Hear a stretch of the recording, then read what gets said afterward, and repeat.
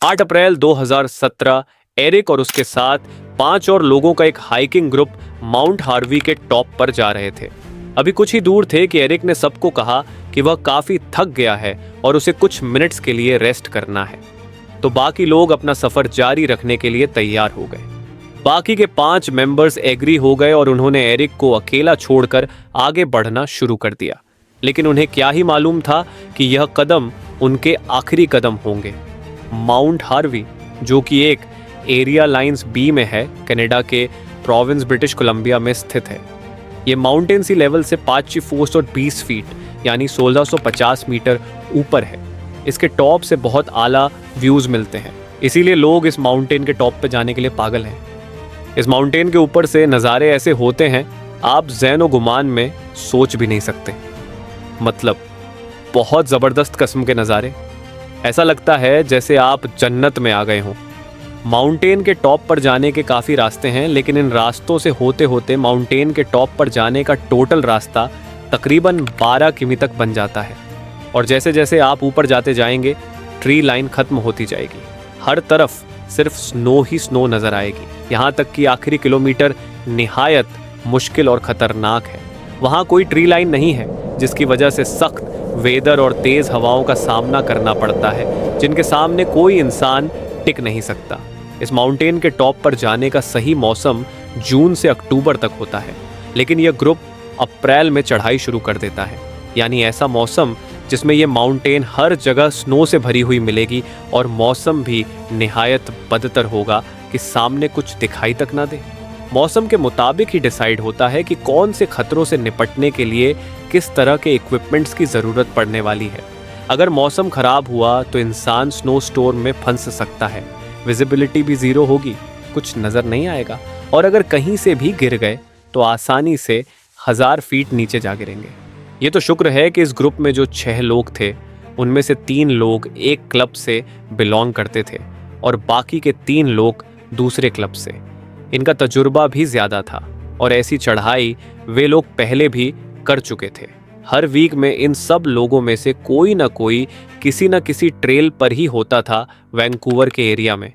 जब एरिक ने सबको बोला कि आप लोग चलते रहो, मैं थोड़ा सा सांस ले लूं, तो उसने सबको कहा मेरा वेट मत करें, मेरे बगैर ही जाएं, मैं कुछ ही देर में आप लोगों के साथ आके मिल जाऊंगा। बाकी के सब लोग माउंटेन के टॉप की तरफ रवाना हो गए। माउंट हार्वी का टॉप पॉइंट बहुत ही यूनिक है और दूर से देखने पर आप आसानी से इस माउंटेन को आइडेंटिफाई कर सकते हैं इसकी ऊंचाई की वजह से। माउंट हार्वी के नॉर्थ में बिल्कुल खाई है जो कि बहुत गहरी है, 600 मीटर से भी ज़्यादा, और इस चीज़ की वजह से काफ़ी लोग इस माउंटेन से डरते भी हैं।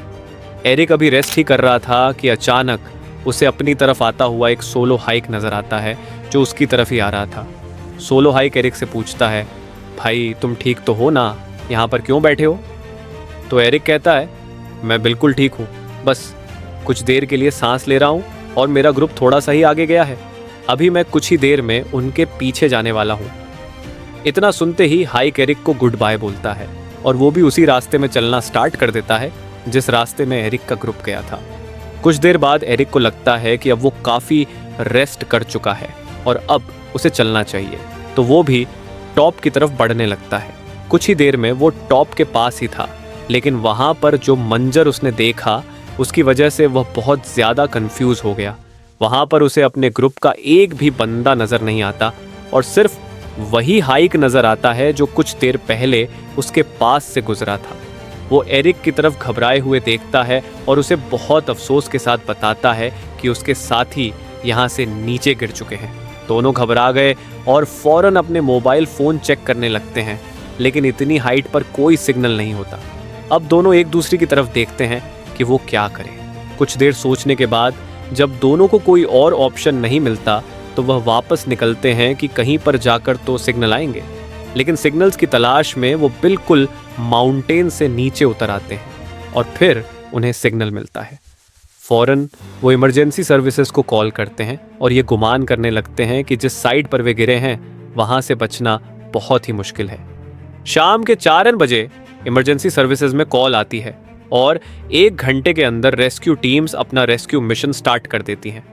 एरिक ये बात जानता था कि माउंट हार्वी से गिरने का मतलब है कि जिंदगी से हाथ धोना, लेकिन फिर भी वो इसी उम्मीद में था कि किसी तरह उसके 5 साथी अभी जिंदा होंगे और वो इंतजार में होंगे कि कोई उन्हें बचाने आएगा। 40 से ज्यादा लोगों ने इस रेस्क्यू मिशन में हिस्सा लिया। इनके पास 2 हेलीकॉप्टर्स और सर्च डॉग्स भी थे जो बहुत देर तक माउंट हार्वी पर हाइकर्स को तलाश करते रहे, लेकिन वेदर की वजह से यह सब बहुत मुश्किल होता जा रहा था। रेस्क्यू मिशन इतने में सबको अलर्ट कर दिया जाता है कि अब इस मिशन को पोस्टपोन करके कल दोबारा स्टार्ट किया जाएगा। अगले दिन दोपहर के वक्त 4 हाइकर्स को आइडेंटिफाई कर लिया जाता है, लेकिन इनके पास जाने के बाद पता लगता है कि ये लोग अब जिंदा नहीं हैं और इन्हें मरे हुए काफ़ी वक्त हो चुका है। इनकी बॉडीज़ के पास इनके सामान बिखरे नजर आते हैं, जैसे स्नो शूज़ और हाइकिंग का सामान। कुछ ही देर में आखिरी हाइकर को भी आइडेंटिफाई कर लिया गया, लेकिन बदकिस्मती से वो भी मर चुका था। अब रेस्क्यू टीम्स का यह मिशन भी खत्म हो चुका था। इनकी फैमिलीज को आगाह करने के बाद इन्हें बॉडीज दी जाती हैं, लेकिन सबके दिमाग में एक ही बात थी कि आखिर ऐसा हुआ कैसे। उन्हें तो हाइकिंग में इतना तजुर्बा था, फिर ये हादसा कैसे हुआ। किसी भी किस्म की फॉर्मल इन्वेस्टिगेशन भी नहीं की गई, क्योंकि माउंटेन एक्सपर्ट्स को पता था कि ये सब क्या माजरा है और कैसे हुआ। जैसे ही ग्रुप एरिक को छोड़ के आगे बढ़ता है तो स्नो पर चलते चलते वो लोग टॉप की तरफ जा रहे थे। रास्ते में एक जगह पर एक व्यू को देखने के लिए सब रुकते हैं। उस व्यू की खूबसूरती इतनी थी कि किसी से रहा नहीं गया। इतने में ये लोग एक लेज पर चलने लगते हैं जो कि माउंटेन के नॉर्थ साइड पर ही था, जिसके नीचे सिर्फ खाई थी। इनमें से किसी को भी अंदाजा नहीं था कि ये किस खतरे से हाथ मिला रहे हैं। इस वक्त सब के सब लोग एक चीज जिसको कॉर्निस बोला जाता है के ऊपर खड़े थे। कॉर्निस असल में एक आइस से बना हुआ काफी बड़ा टुकड़ा होता है जो देखने में माउंटेन का हिस्सा ही लगता है, लेकिन उसके नीचे होता कुछ भी नहीं, और अगर वजन ज्यादा हो जाए तो यह टूट जाता है। लेकिन किसी को भी देखने से यह पता बिल्कुल भी नहीं लगता कि यह लेज है या माउंटेन का ही कोई हिस्सा है। खास तौर पर माउंटेन के ढलवा हिस्से पर ही कॉर्निस बनते हैं, क्योंकि खाली हिस्से होने की वजह से हवाओं का रुख बर्फ को एक जगह पर जमा देता है और कोई सपोर्ट नहीं होती। जब वजन एक हद से ज्यादा बढ़ जाता है तो यह कॉर्निस टूट भी जाता है। जब आप कॉर्निस पर खड़े होते हैं तो आपको ऐसा ही लगेगा जैसे आप ग्राउंड पर खड़े हैं, इसलिए इसका पता लगाना निहायत मुश्किल है। कुछ ही दिन पहले एक पॉपुलर हाइकिंग वेबसाइट पर एक रिपोर्ट भी लिखी गई थी कि हाइकर्स इस बात का ख्याल रखें कि माउंट हार्वी पर बहुत ज्यादा तादाद में कॉर्निस बन चुके हैं। तो जिस वक्त ग्रुप इस कॉर्निस पर था, वजन ज्यादा होने की वजह से वो बर्फ का हिस्सा टूट जाता है और इसके टूटने के साथ ही सब के सब 1600 फीट यानी 500 मीटर गहरी खाई में जा गिरते हैं।